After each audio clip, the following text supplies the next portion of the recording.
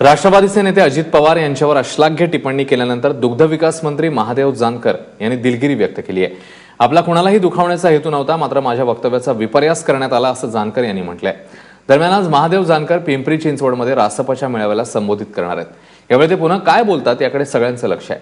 दरम्यान अजित पवारांवरील टीकेनंतर राष्ट्रवादी काँग्रेस थेट राज्यपालांचं दार ठोठावणार आहे। महादेव जानकरांना बडतर्फ करण्याची मागणी राष्ट्रवादीचे नेते राज्यपालांकडे करणार आहेत। ही दिलगिरी व्यक्त करताना महादेव जानकर नेमकं काय म्हणालेत बघूया।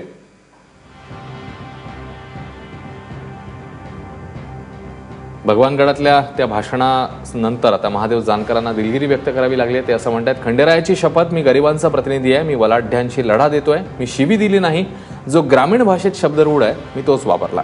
शंका असल्यास लोकांनी तो शब्द शब्दकोशात तपासावा।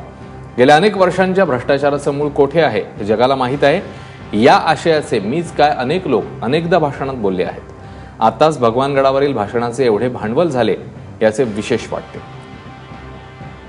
सिंचन घोटाळा महाराष्ट्रातील लोकांच्या दुःखाचे मूळ आहे। यात कोण आहे ते सर्व ज्ञात आहे। राजकारणात खिशात दमडी नसताना मी बलाढ्य शक्तींना पुरून उरलो। माझ्या ग्रामीण लोकांच्या वावरातून व भ्रष्टाचाराविरुद्ध लढ्यातून शक्य झाले। मी कोणाला वैयक्तिक दुखावण्यासाठी हे बोललेलो नाही। विपर्यास झाला हे वाईट। चुकीच्या अर्थाने लोकांचे मन कलुषित झाले असेल तर मी खेद व्यक्त करतो।